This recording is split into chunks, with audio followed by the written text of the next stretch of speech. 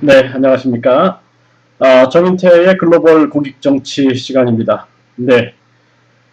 이제 한국은 국내 외국인이 252만이 됐고요. 재외 국민은 750만이 넘었습니다.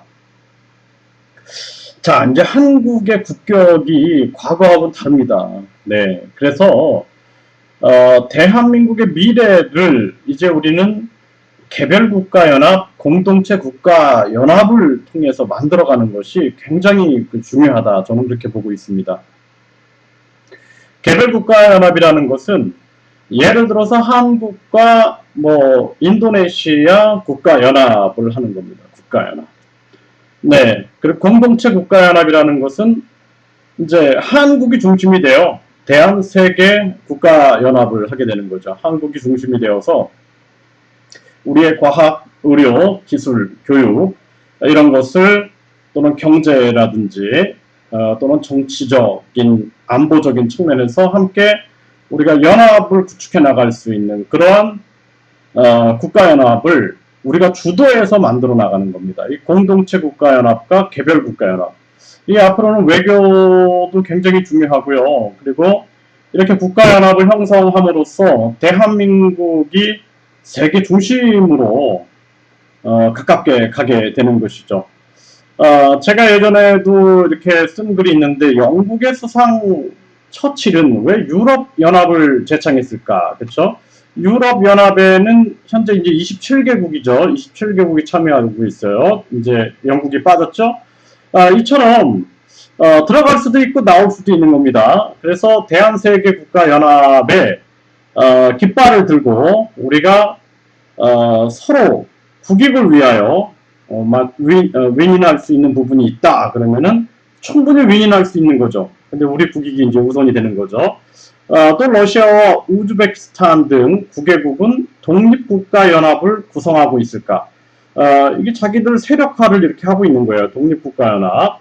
또 왜 싱가포르, 말레이시아, 인도네시아, 베트남 등 10개국은 아센이라 그래서 동남아 국가연합을 형성하고 있을까? 네, 이렇게 해서 국가연합을 형성함으로써 외교적인 측면이라든지 이런 측면에서도 굉장히 어떤 공동체의 문제를 해결하고자 하는 거죠. 그리고 미국은 수많은 인종과 이민자로 구성된 미합중국이자 연방공화국이다. 그쵸? 지금 우리는 연합의 시대에 살고 있는 것이다. 네, 이렇게 굉장히 중요한 측면입니다. 그래서 이것을 이렇게 외치는 그런 정치인들을 제가 본 적이 없는 것 같아요. 그래서 개별 국가 연합을 하자. 그래서 이번에도 코로나 사태가 터졌는데 우리가 공동체 국가, 대한세계 국가연합에 들어와 있는 국가들은 우리가 좀 더 빠르게 지원할 수 있는 시스템도 갖추고요. 예, 그래서 글로벌 리더로서의 역할을 하게 되는 겁니다. 중국도 보면은 56개 이 소수민족들 또는 이런 국가들의 결국에는 연방공화국이죠. 연방공화국. 그렇죠? 미국도 마찬가지죠. 네, 미국, 중국, 세계를 주도하고 있는 단체들 한번 보십시오.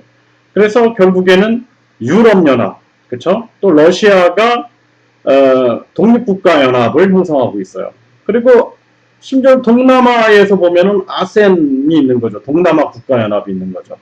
그러면 이제 한국이 국가연합을 주도해 나갈 때가 왔다는 겁니다. 이제 한국은 과학기술, 그리고 의료, 교육, 문화, 이런 것들이 굉장히 뛰어나기 때문에 충분히 우리의 영향력으로 나아갈 수 있다는 것입니다. 그 중국 같은 경우도 보면은 끊임없이 그 세계를 향한 움직임을 전개하고 있죠.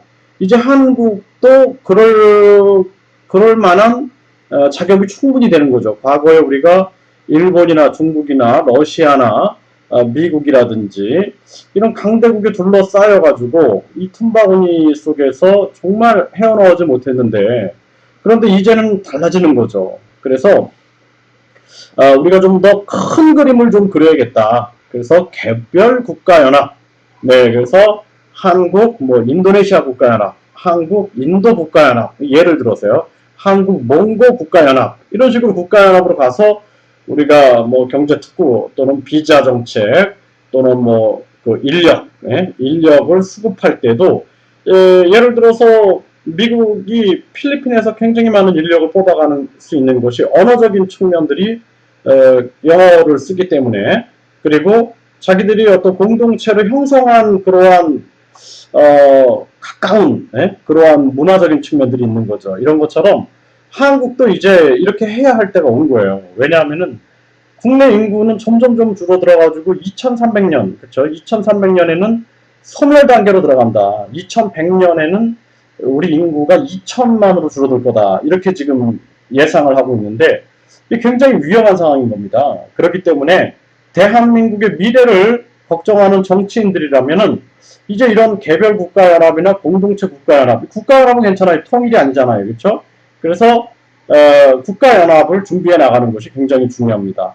북한과의 국가연합은 저는 반대입니다. 그래서 북한은 정말 위험하고요. 그래서 우리가 남북 자유통일, 자유 남북통일로 가야 됩니다. 자유 남북통일로 가야 되고 제가 보는 것도 지금은 우리가 반중친미로 가야 됩니다. 반중친미, 반중친미로 가서 반중국 공산당 그리고 미국과의 동맹을 더 강화시켜 나가야 하는 것은 굉장히 중요하죠.